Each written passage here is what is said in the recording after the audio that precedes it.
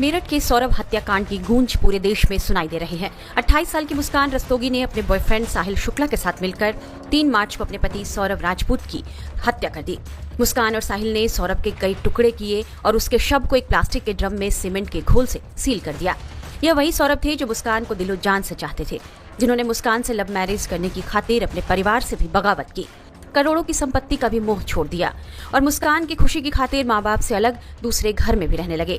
एक अच्छी जिंदगी की तलाश में 2 साल पहले सौरभ लंदन की एक बेकरी में काम करने चले गए। 2 साल बाद फरवरी में वे भारत लौटे थे और 3 मार्च से गायब हो गए।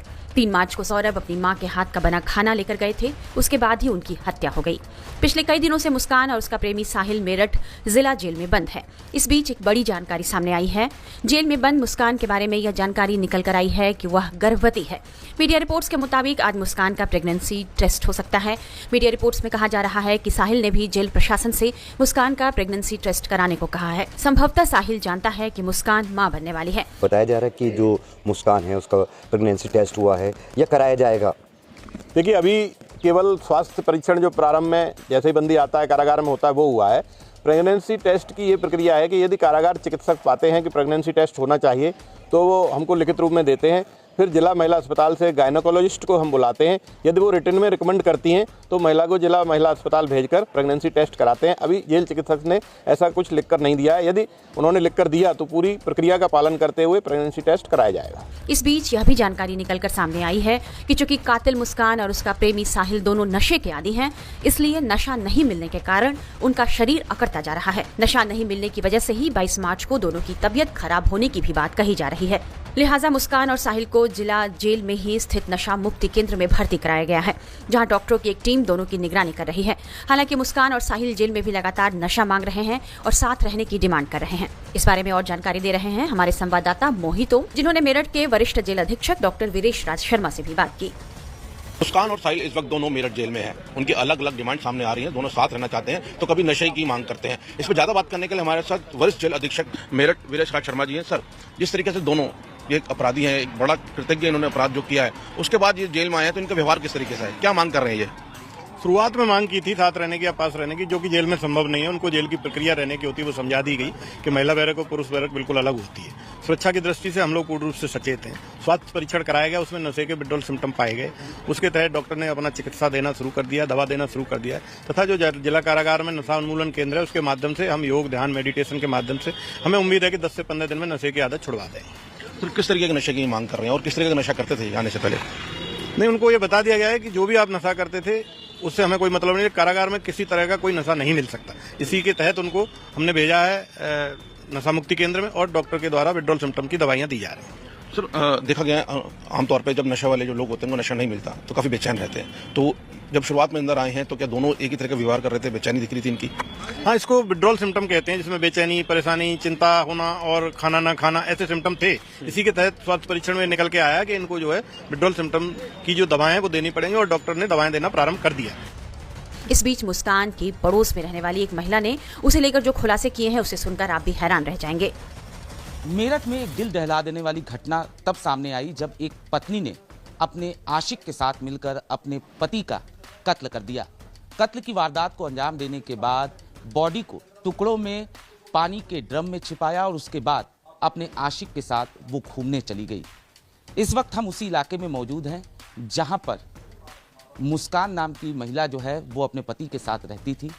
पति लंदन में काम करता था, लेकिन फरवरी में जब पति यहां पर आया तो उसने अपने आशिक के साथ मिलकर कत्ल कर दिया उसका। हमारे साथ पड़ोसी इस वक्त मौजूद हैं, उनसे बात करते हैं और जानने की कोशिश करते हैं मुस्कान के बारे में।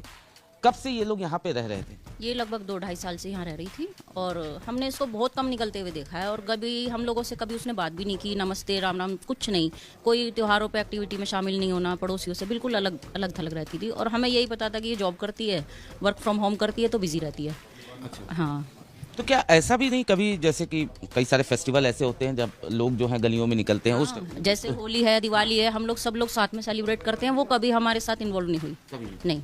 कभी किसी चीज़ के लिए आप आस पड़ोस में कभी ज़रूरत, जैसे पड़ोसी को ज़रूरत पड़ जाता है, तो कभी इस तरीके से? उससे भी ज़्यादा नॉर्मल एक्टिविटी होती है, जैसे हम लोग बाहर खड़े होकर सब्जी खरीदते हैं या सफाई करते हैं अपने घर के आगे, हमने उसको कभी ऐसा देखा ही नहीं, कभी कुछ खरीदते नहीं देखा, कभी बाहर सफाई करते नहीं देखा, कुछ हमेशा हाँ जोमेटो स्विगी और ये सब ब्लिंकिट ये सब दिन में कम से कम 8-10 बार आते थे।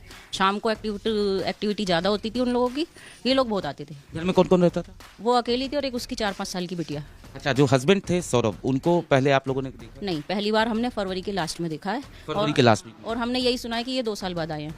अच्छा। हाँ, इन 2 साल में हमने कभी नहीं देखा। तो ऑब्वियसली ये मकान जो है वो हस्बैंड ने ही दिलाया था किराए पे, हाँ वो दिला के गए थे। और हमने ये भी सुना है कि वो मकान मालिक से बात भी करते थे कि हाँ भाई किराया वगैरह मैं दे दूंगा।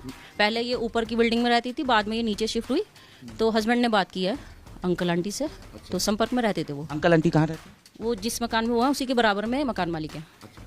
और ये जो साहिल है, इसको कभी आप लोगों ने देखा, नोटिस किया हो? बहुत बार देखा है। वो शाम के समय आता था टिफ़िन लेने, हमें ये पता था कि ये इसका भाई है और ये यहाँ खाना लेने आता है। जबकि हमें थोड़ा अजीब भी लगा क्योंकि वो यहीं पास में ही रहता है और उसके घर में लेडीज़ भी हैं, तो हमें ये चीज़ अजीब तो लगती थी कि ये खाना ही लेने यहाँ क्यों आता है। लेकिन बाहर चला जाता था। हमने अंदर आते हुए पहले नहीं देखा था, पर 1-2 महीने से उसकी एक्टिविटी ये थी कि वो अंदर भी आता था और दिन में कई बार आता था। तो साहिल को आप लोगों ने कब से यहाँ पे नोटिस किया, कब से आप लोगों ने देखना शुरू किया? मुझे तो लगभग 1-1.25 साल से पता है वो आता जाता था। एक्चुअली मैं रात को खाना खा के वॉकिंग करती हूँ ना, तो मैंने उसको रात को आते हुए देखा है। लेकिन सामान लेते थे, कुछ एक्सचेंज करते थे और चला जाता था। नशे की बात सामने आई है कि नशा साहिल जो है उसके पास इल्ज़ाम यह है कि वो खुद करता था और उसने मुस्कान को भी आदत दिला दी थी। क्या कभी आपको एक्टिविटीज़ उनका देखकर नोटिस हुआ कि ये नशे की? नहीं, बाहर तो ऐसे कोई एक्टिविटी कभी नहीं दिखाई दी और चेहरे से भी नहीं लगा कि ये कुछ नशा वशा, मतलब ऐसे झूमने वाला सीन तो कुछ नहीं था। कुछ अंदर खाते हो तो पता नहीं चला। मुस्कान की पड़ोसी महिला ने बताया कि मुस्कान का प्रेमी साहिल अक्सर उसके घर आता था। पड़ोसन का यह भी कहना है कि मुस्कान को कड़ी से कड़ी सजा मिलनी चाहिए क्योंकि उसने मानवता को तार-तार किया है। बच्ची कितने साल की? बच्ची लगभग 4-5 साल की है। 4-5 साल की बच्ची है, तो बच्ची को कभी टहलाने बाहर कभी नहीं? कभी नहीं। वो लड़की किसी के साथ इन्वॉल्व भी नहीं हुई, ना उसकी मम्मी ना वो। आप लोगों को कब पता चला इस वारदात के बारे में? कल 5:30 बजे जब कुछ लोग आए इकट्ठे होके और साथ में पुलिस भी थी, तो उन्होंने गेट खुलवाया, तब हमें लगा कि कुछ बात है। सौरभ का भाई भी ढूंढ रहा था अपने भाई को, वो कभी आया? उसके भाई को भी हमने कल ही पहली बार देखा, हमने उससे पहले नहीं देखा। हालांकि वो बोल रहे हैं कि आए थे, लेकिन हमें नहीं पता। हाँ, आप लोग निश्चित तौर पर जिस तरीके से ये घटना हुई, एक ड्रम में बॉडी को छिपाया गया टुकड़ों में, वो ड्रम भी देखा होगा आप लोगों ने? हाँ, वो पीछे वाली गली से लेके गए हैं। एक्चुअली पहले प्लान था कि इधर से लेके जाएंगे, तो भीड़ बहुत थी, इसलिए पुलिस वाले पीछे की गली से किस लेके। टाइप का ड्रम था वो? प्लास्टिक के बड़े बड़े ड्रम नहीं होते हैं जैसे पानी भरने के लिए होते हैं, उस जो टाइप। घरों में लोग इस्तेमाल करते हैं। हाँ, उस टाइप का ब्लू कलर का देखा था हमने, वो ड्रम था। और हमने उस ड्रम को आते हुए भी नहीं देखा है कि कब मेरे को वो लाई है, क्या है। बहुत मतलब इतनी एक्टिविटी। पानी की यहाँ पे समस्या अक्सर होती है, जैसे ड्रम लोग रखते हैं। ऐसे वाटर के लिए मतलब स्टोरेज का कोई ज़रूरत नहीं पड़ती, आता है पानी। तो क्या लगता है, क्या ये इस मकसद से ही इस ड्रम को बुलाया गया हो? हाँ, ये हमें ऐसा लगता है बाद में ही लाया गया है। बाद में? हाँ। तो अभी आप लोग क्या चाहती हैं? क्या उसको कड़ी से कड़ी सजा मिले। उसने विश्वासघात किया है। प्रेम एक पवित्र चीज़ है और उसने तो उसका मजाक बना के रख दिया है। वो इंसान कितना प्यार करता था इसको, कम से कम वफादार तो रहती। और कुछ भी नहीं था तो आराम से बैठ के मसले सुलझाए जा सकते थे, इतना बड़ा कदम उठाने की जरूरत नहीं थी। और ये तो मानवता को तार-तार किया गया है। तो ये पड़ोसी थी जिनका साफ तौर पे ये कहना है कि जो एक्टिविटीज़ थी मुस्कान की वो नॉर्मल नहीं थी, वो लोगों से घुलती मिलती नहीं थी, अकेला रहना ही पसंद करती थी और साहिल अक्सर यहाँ पर आया करता था। इस बीच यह जानकारी भी आई है कि मुस्कान के परिवार वालों ने उसका केस लड़ने से मना कर दिया है। इसके बाद मुस्कान ने कोर्ट से गुहार लगाई है और उसने कोर्ट से कहा है कि उसके परिवार में कोई नहीं है, इसलिए उसे सरकारी वकील दिया जाए। देखना होगा कि अब इस मामले में क्या नया मोड़ आता है।